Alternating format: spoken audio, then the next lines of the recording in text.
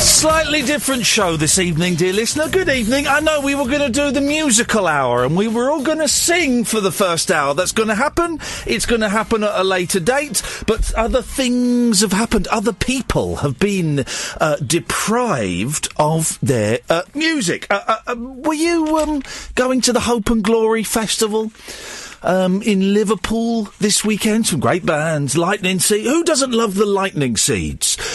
James, the brilliant James, Star Sailor, Badly Drawn Boy, Charlotte Church. It was a 2-day festival.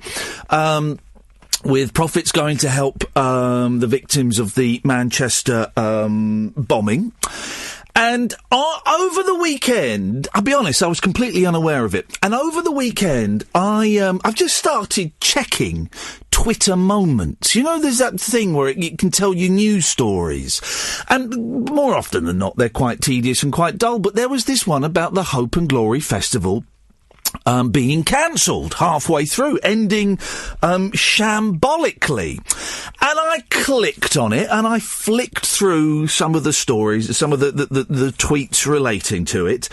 And it seemed that a significant number of people had a really lousy weekend. Some people enjoyed their weekends, and we're going to get both sides of the story. But just to fill us in on some of the details and exactly what it was and what happened, let's speak to Lorna Hughes from the Liverpool Echo. Good evening, Lorna. Hi, good evening. How are you? I'm fine, thank you. So tell us about the Hope and Glory Festival. What was it supposed to be? Well, it was supposed to be a celebration of indie music, really. Bands from the last few years, and all around St George's Hall in Liverpool. People from all over the country were coming along to listen to their favourite bands and enjoy the weekend in the city, really. It was supposed to be a celebration. It didn't end up a celebration, did it? No, it didn't at all, no. It seemed to start off okay, then long delays built up to get into the festival. There was overcrowding, the Charlotte Church was axed from the bill. Nothing was running to plan. We were told it was crowded. People were queuing up. They couldn't even get in if they had tickets. And when did you first hear about it, Lorna? By the way, the Liverpool Echo has been doing, stunning work on this, so well done, you and your team. When did you first hear that things perhaps weren't going according to plan?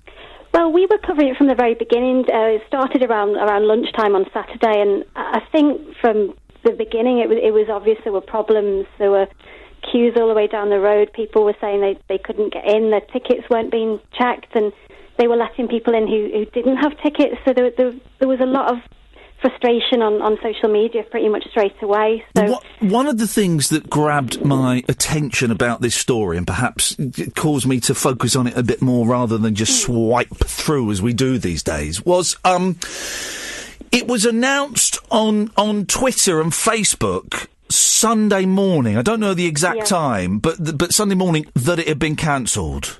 Yeah. Well, there was a lot of confusion at first. People didn't know what was going on. At first, they said it was going to go ahead as planned, and then all of a sudden, these 3 words appeared on Twitter and Facebook: festival not on today, or whatever the words were that they used, and that really sent people into a spiral of confusion, really, because it wasn't very clear at all why that was happening and what the problems were. Have you spoken to some? I've spoken to quite a few. And have you spoken to people that were there? And if so, what have they told you, Lorna? Yeah, I was down there yesterday to see what was happening, to see if it was going to go on for a second day. Okay. There were people, some of them had paid up to £600 to be in Liverpool for the weekend for tickets, hotel, transport. There was a couple there from Northampton, a couple from Glasgow, and they just didn't know what was going on. They were prepared to give it a chance. They knew that there were problems from the first day, but that they were just furious, really, that nobody had told them what was going on, and the lack of professionalism that the organisers had displayed. I've heard rumours that there was a young lady from Canada there, and we have spoken to a young lady called Isabel. We spoke to her before the show. We might play it out later on tonight. Who travelled all the way from Germany to come to the festival, and people did spend a lot of money. One of the issues, I've got to say, we've got Leo Hanlon from Tiny Cow, who is the organiser of the event. He's waiting on the line, so I'm going to bring him into the conversation in a few minutes. We'll get to hear his side of the story. People were worried about safety, weren't they? About the number of people that were there, and a lot of the people I've spoken to said it felt very crushed. Yeah, I mean, this is something that I think the organisers denied in a statement earlier on, but everyone we spoke to, I think, without exception, said that they felt it was unsuitable. They felt it was overcrowded. There wasn't enough space. There was a bottleneck building up. So there were real concerns. But one woman I spoke to was in tears at one point. She said she was concerned for her safety in there. Gosh.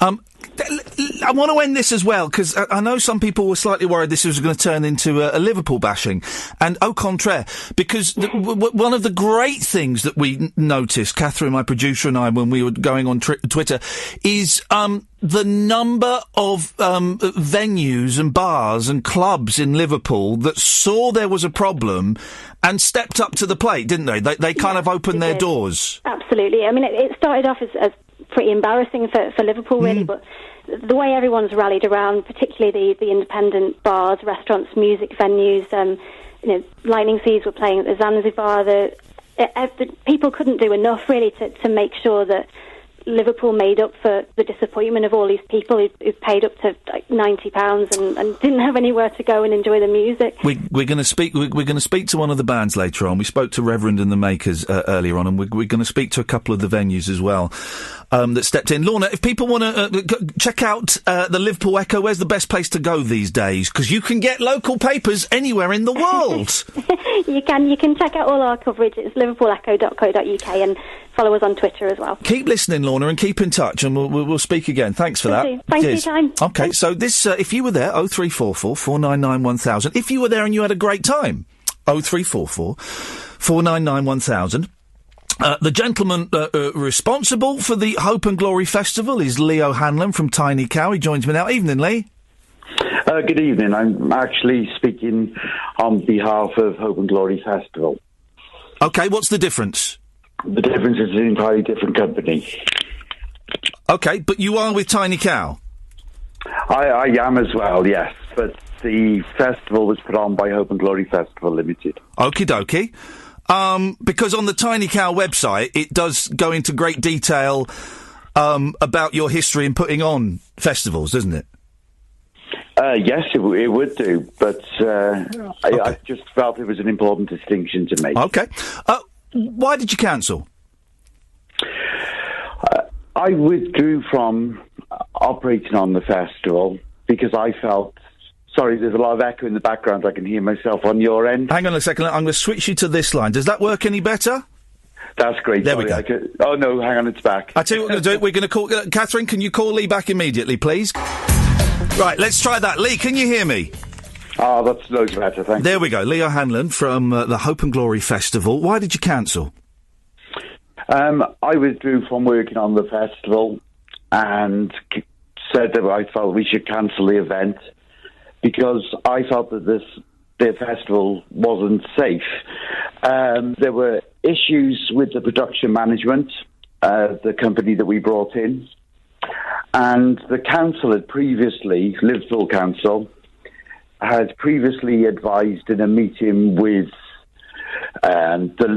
both obviously themselves and the Blue Light Services that the festival area that had been identified could have a capacity of 15,000.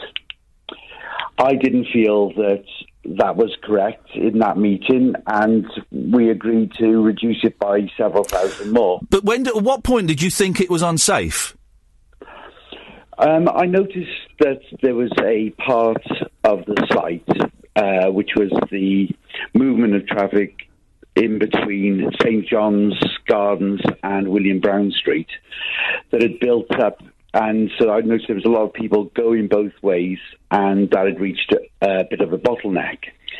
As a result, I contacted a PCSO that was on site and asked him to contact a senior member of the police to come and discuss and advise with me. But surely you knew what the layout of the site was. You would have been able to have seen any bottlenecks before people got there. You knew there were going to be 12,500 people there. You would know where the narrow areas were and where people wanted to get to. Did you not foresee that?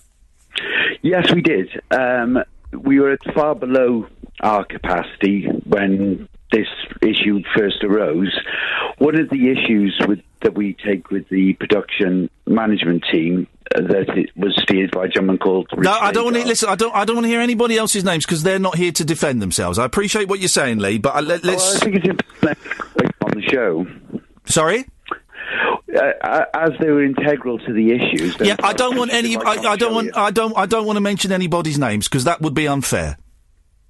Okay, well, the production management team that were commissioned to deliver the show. But you are ultimately responsible for the show. Oh, absolutely, and we accept that. And it does. That's why we work with professional companies. At what point, Lee? At what point did you? At what time on Saturday did you notice the bottlenecking and think it was unsafe?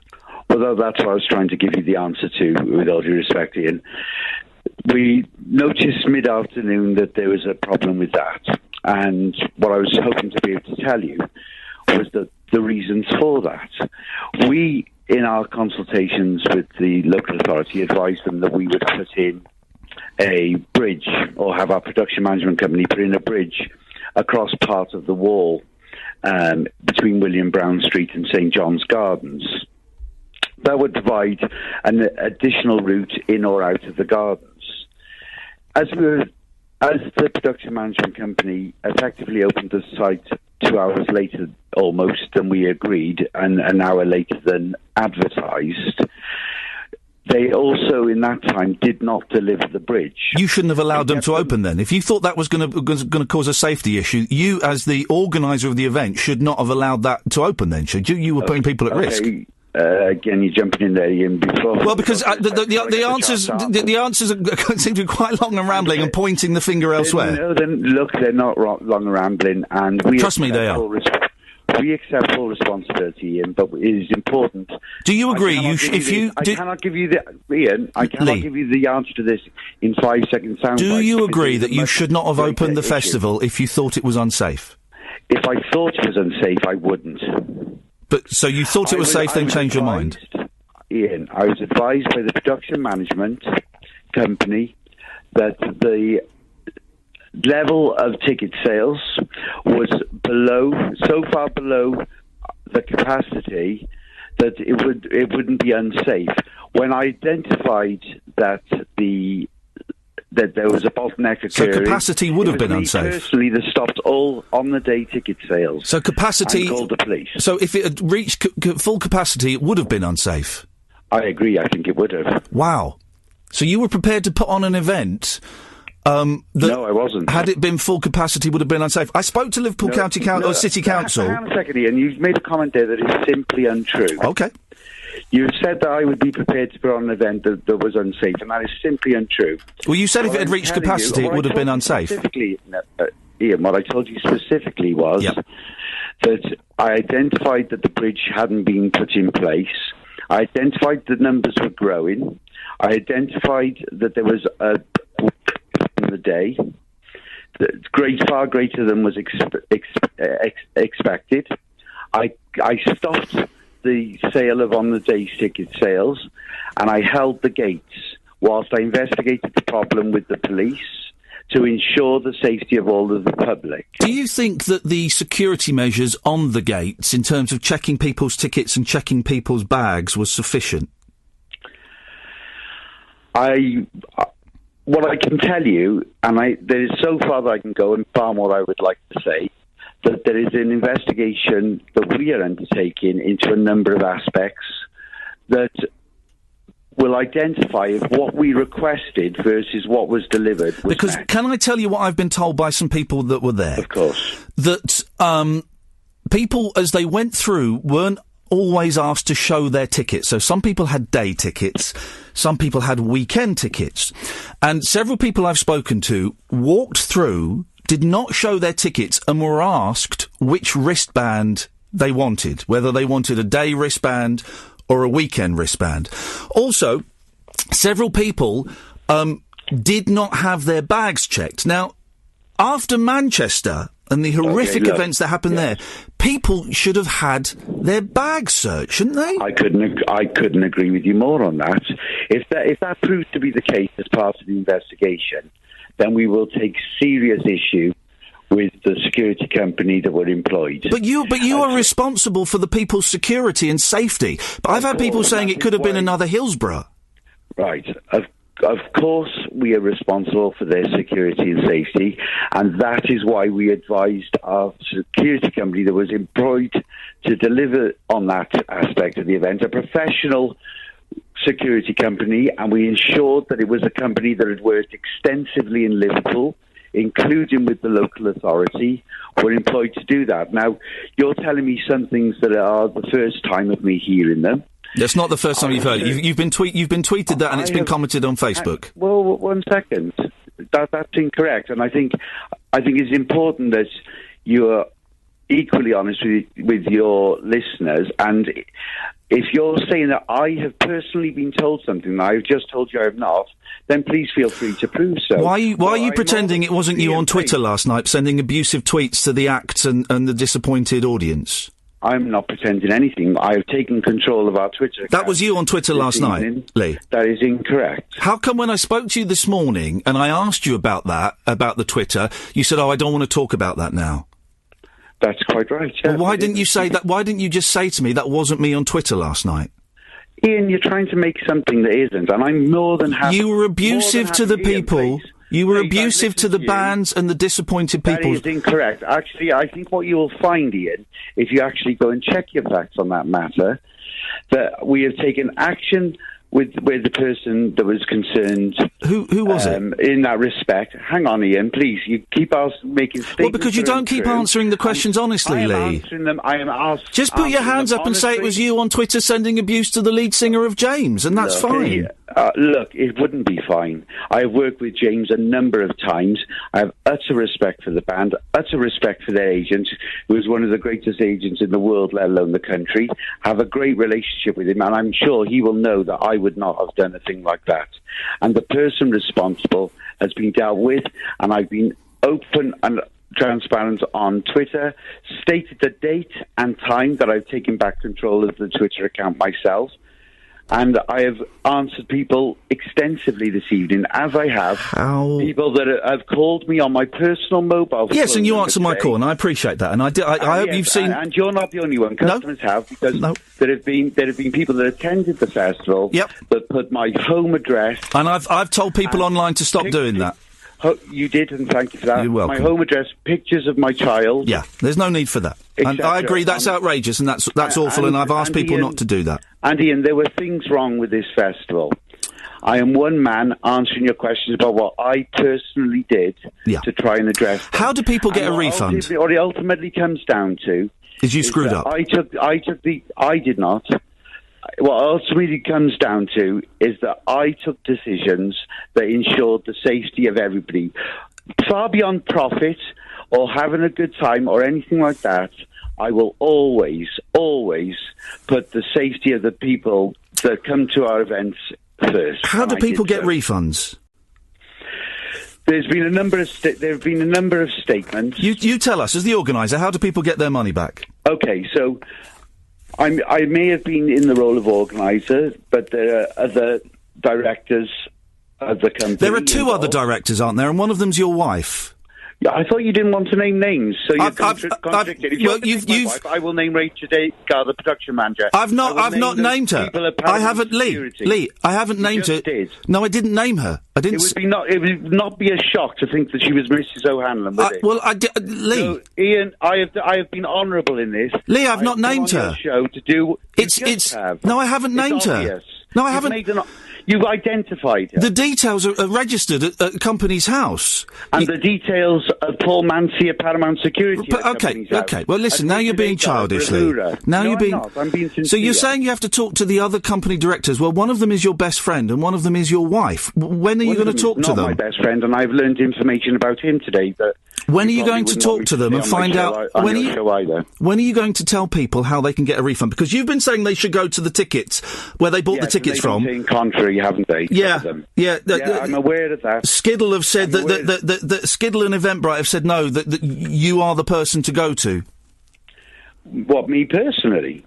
The company, Lee, that you are a director of, along with your wife and your friend.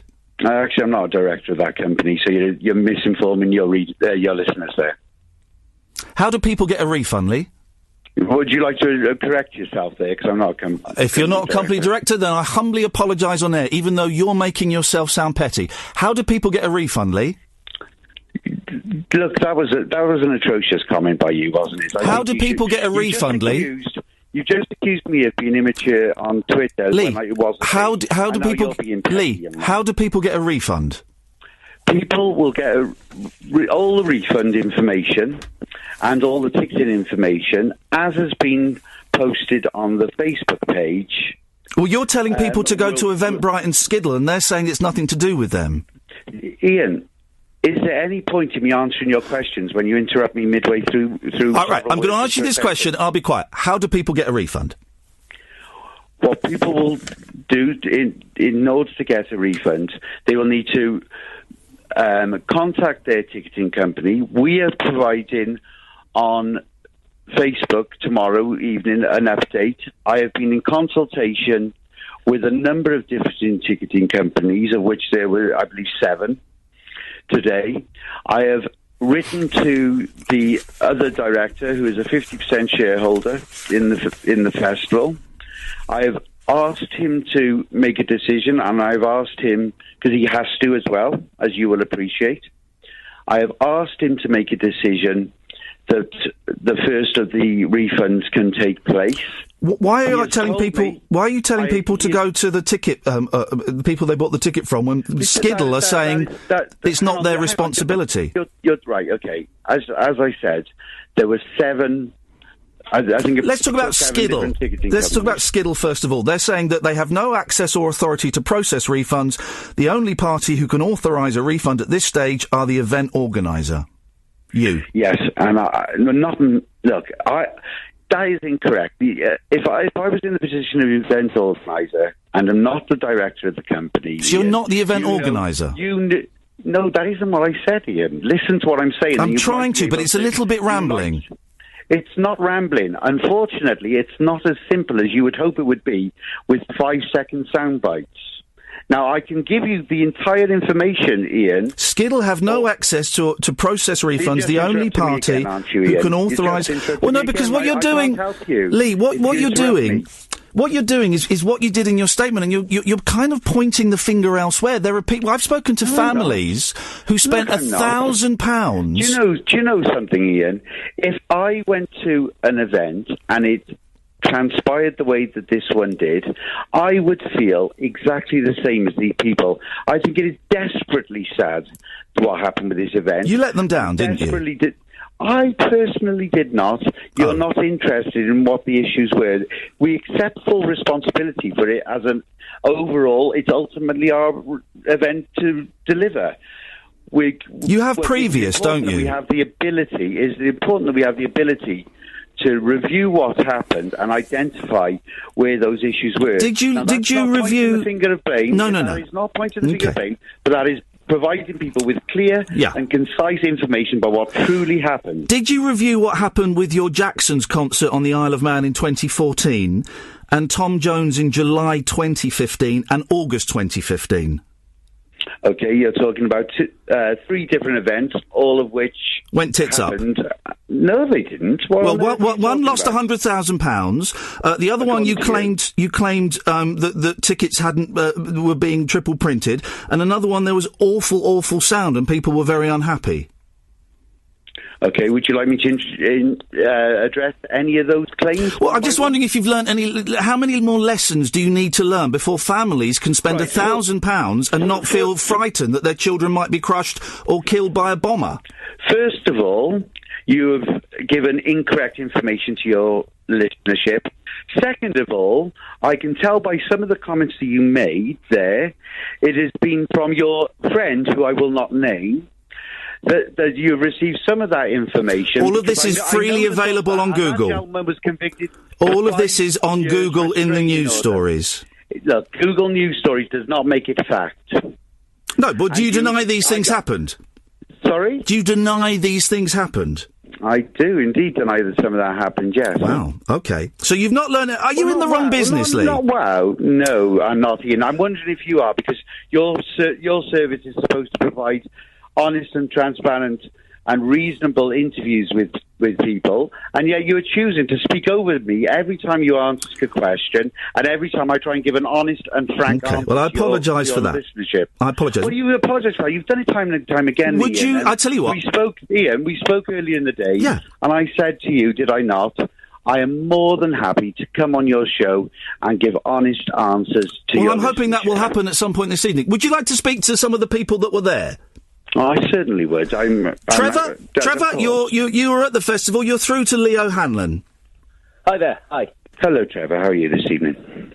I'm not too bad. Trevor, what was your experience like? From the moment I got there, after we spent an hour queuing, we got in. We didn't have any issues at security. They seemed to scan the ticket correctly.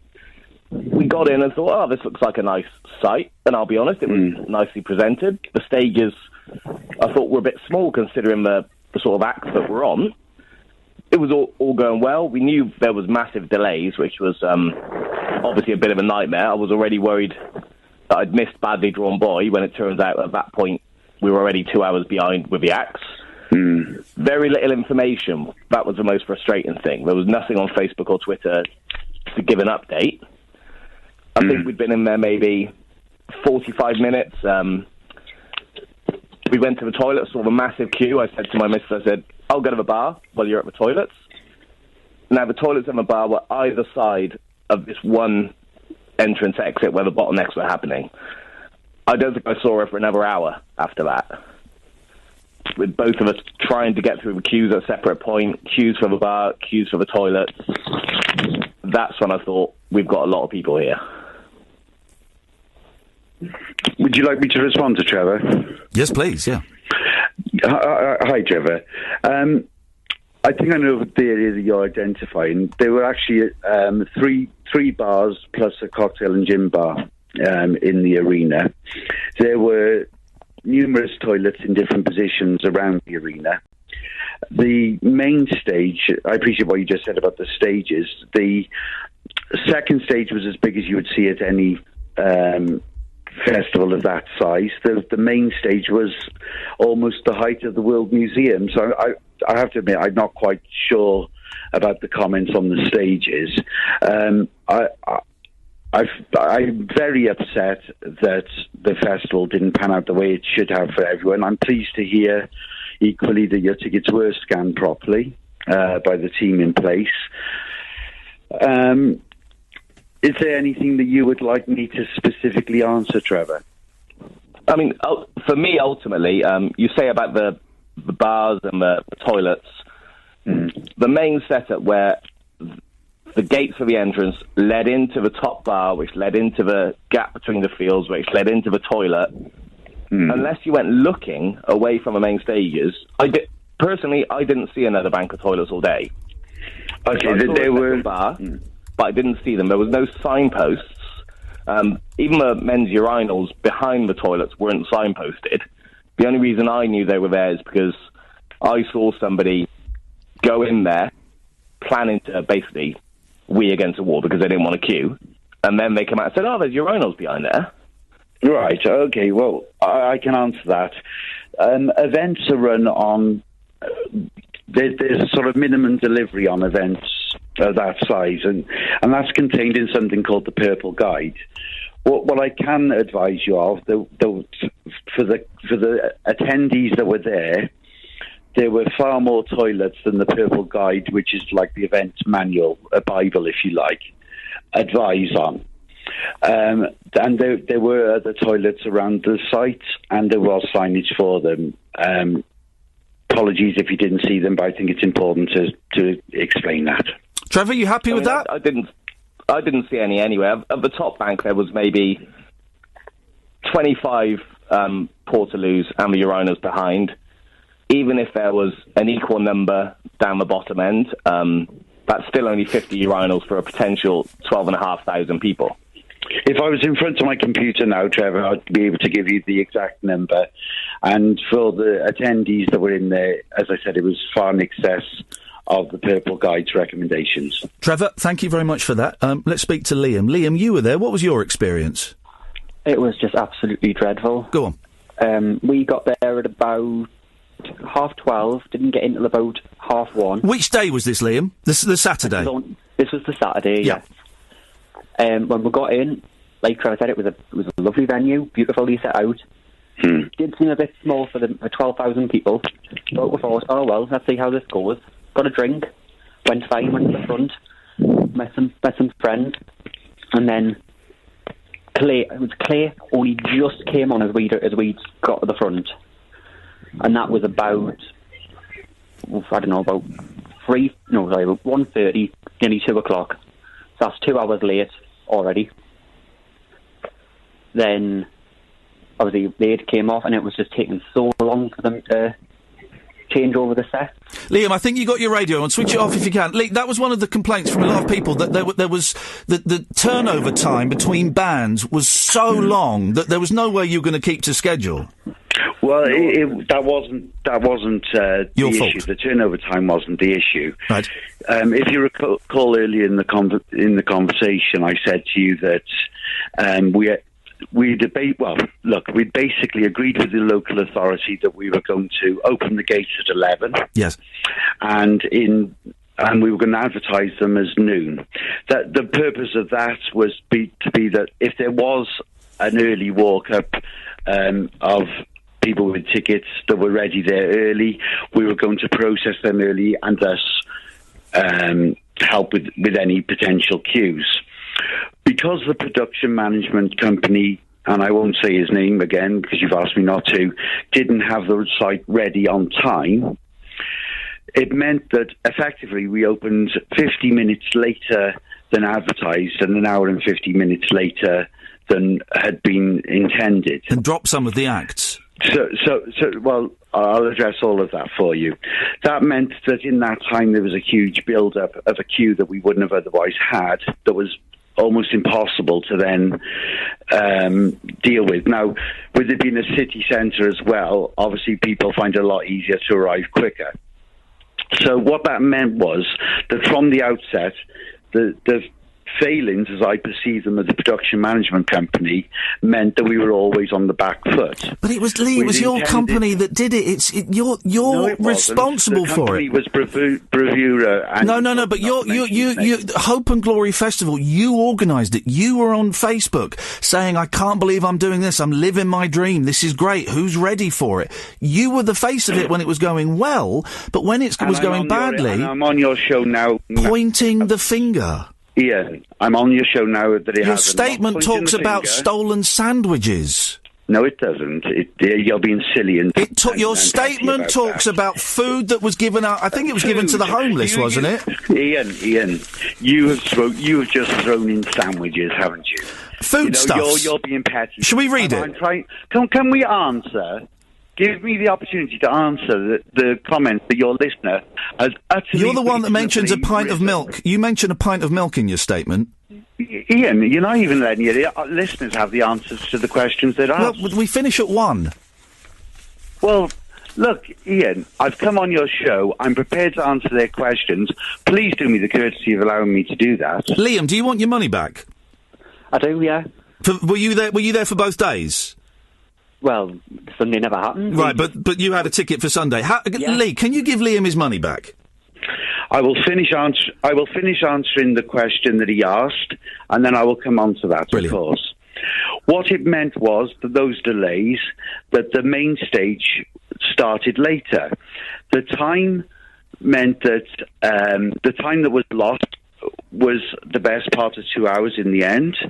That meant that of the top 5 acts, we had to shorten their sets to ensure that everybody saw as many of those acts as possible. The View that were the band 5th from top had their sets shortened. I dismissed the production manager and made him leave the site. because the situation becomes so severe in the failings. I got the top three acts tour managers together and said, look, gentlemen, this is the situation. It's not one I've ever experienced at one of the shows I've been involved with before. Let us all just talk sensibly and reasonably and decide how we're going to do that. Sadly, with 4 acts remaining at that juncture, I had to make a decision on which act to drop. Charlotte is the most wonderful... Yeah, Charlotte Church is Late Night Pop Dungeon is the most wonderful show that I'm sure would have thrilled the audience, and yet I had to make the decision. I had 4 acts left. Okay. I could reduce the sets of 3. How does Liam get a refund? The refund's dependent on. Give him his money. Go on. Tell you. Iain, give him his money. Go on. Petty. No, it's not. Give him his money. Go on. Lee, I'm sorry. 89. Lee, on the phone line now. Lee, don't be silly. Iain. 89 quid a pop. Hang on a second, Lee. Just acknowledge what you said. 89 quid. 89 quid a ticket is not petty. Lee, you're rambling. You're rambling and you're slurring. Liam, shock jock doesn't mean anything. And don't be offensive about the speech of a person. Lee, you didn't slur this morning when I spoke to you. What are you suggesting, Iain? I'm not suggesting anything. I'm suggesting you're not focused enough. Okay, I'm utterly focused. I'm focused on the fact. Then give Liam his money back, Lee. Give him his money back. Oh, aren't you a ranter? This is give him his money back. You know, Iain, it's just as well I don't behave as you do, isn't it? Give him his money back, Lee.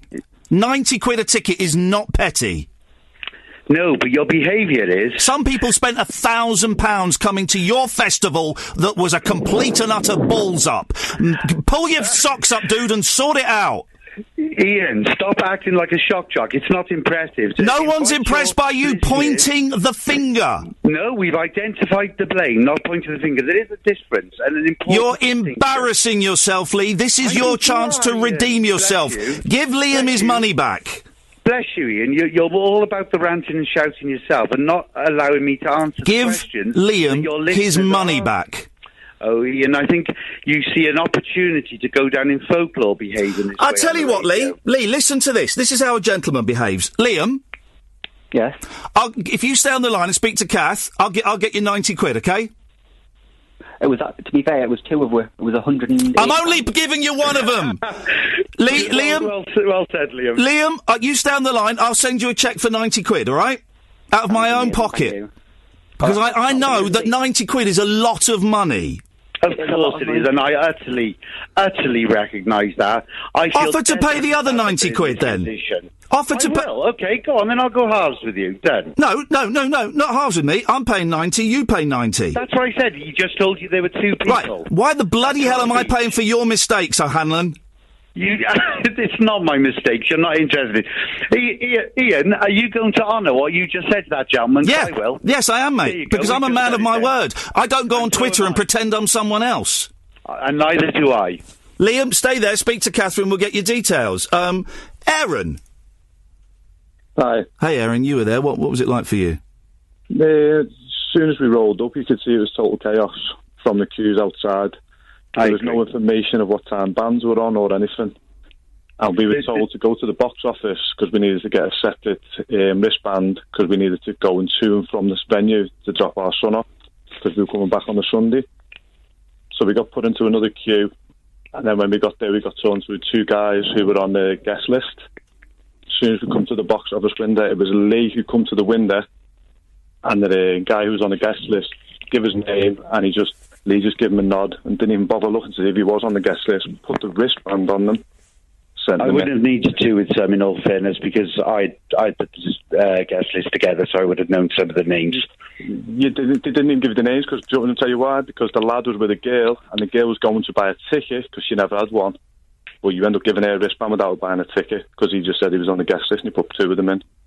Well, we would have gone off our guest list. No, yeah, and then we had to speak to you to guide us to get wristbands to come back with our child. And we asked you if you needed to scan our tickets, and you said no, and you didn't scan our tickets. The tickets there were scanners for all of the tickets there. If you were bringing back your child, reason you would have had a separate wristband to go in and out was that after Manchester, I decided not to allow re-entry, but to make them no different than anybody else's there. Right, what we decided to do was make wristbands for re-entry available to people that had young children, or, for example, if they had a medical condition that meant they needed to occasionally return to their hotel. So that was an extra thing that we did for people that was meant to be an extra service to enable you to do that. We waited an extra half an hour in the queue to get a wristband that you said that we had to queue up for, but then it was no other than any other different wristbands.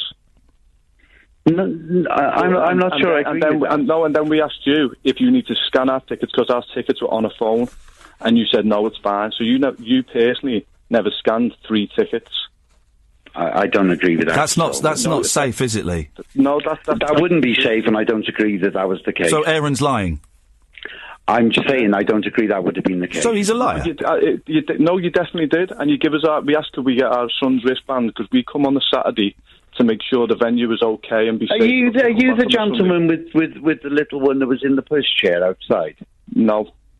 We didn't bring our son on the Saturday. Me and my girlfriend come on the Saturday to do a recce of it to make sure it was okay, and then we were going to bring them back on the Sunday. So we asked you at the window, could we have a wristband for our son because we don't want to have to queue up again to bring them on the Sunday. To which you give us the kids' wristband, give us our wristband, and then we said, you want to scan our tickets? And you went, no, it's fine. I don't think the same as everybody else's wristband. There was no difference. I'm not sure what point is being made, but it was unsafe, and you were allowing people in without looking at their tickets. As soon as I walked in, I knew the place wasn't safe. He's saying there was a ramp meant to go in. There was no chance a ramp could have went anywhere. There was no chance there was a ramp able to go on that wall. Oh, no, that is incorrect, Ian. What we would have thought it might be, Lee. I had a feeling it might be. I've been a lot of festivals, and as soon as I walked in, I could see the way the main stage was set up, the way the bar wasn't at all. To say to my partner, I said to her, I went, do you remember the layout near to the main stage? Is it Aaron's fault? No, I'm asking Aaron, does he... No, but is it his fault? Is it the cab driver? I can draw it for you perfectly. Okay, fantastic. So let me... Is it the bloke selling chips' fault? Whose fault is it this time, Lee? Ian, this is not about anybody's fault. I think you're being ridiculous and petty. I think you're being very rude to people that have spent a lot of money on a weekend. You ballsed up. Rude to anyone. I've utter sympathy with everybody that went there that had a less than fantastic time. How much money did you raise for the victims of the Manchester bomb? At this point, with the cancellation of the festival would run at a loss. We decided straight after the Manchester incident that we would donate all the ticket profits from the inaugural festival to the Manchester Fund. Inaugural? Now we announced that prior to the announcement of the One Love concert even. Yes. So please let's not get into anything. We are devastated. Well, hang on a minute. We're not a bit upset. Hang on, we're devastated, not a bit upset. So are the families that spent £1,000 and felt their children were unsafe. Of course, and how awful is that? So just to clarify, exactly how much money from the ticket sales is going towards the Manchester victims? At present, I couldn't tell you. What I expect to be the case Zero. is that there aren't profits from the ticket Zero. sales. Yes, I do expect that to be the case. What I can tell you is that there was every intention to give every penny. Well, where is the money then, Lee? Because you're not giving refunds and you're not giving the money to the victims of the Manchester bomb attacks. I'm just wondering where the money is. Really? You'd be that adrift, Ian, of understanding I can't follow... that? Yeah, I can't. I'm not a business mind like yourself, so tell me, where is the money? Well, let me tell you something, Ian. When you put on an event of that size... Let me ask you a question. You're full of questions for me, and you don't listen to your answers, and I will listen to yours. When you put on an event of that size, with artists of that level, in the city centre, how much do you think it costs to put on a festival of that size? Lee, I'm not a festival organiser. Neither are you, it would appear, but...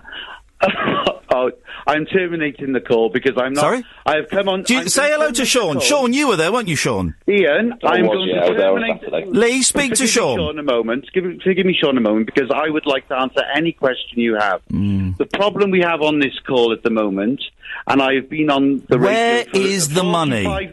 45 minutes... All we have is a shock jock that wants where to know where is the money. Is the money? I even anticipated. Well, because the money was supposed to go to the Manchester victims, and it's not. It's not going back to the people who had their weekends ruined. So where is the money? You're not allowing me to answer. You're going to let me give a full and The question is, where is the money? Let's hear your answer.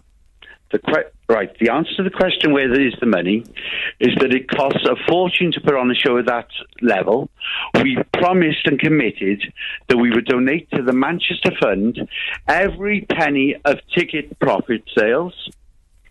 At the moment, I don't think there will be profit sales because of the cancellation of the second day of the festival. But you're not refunding people.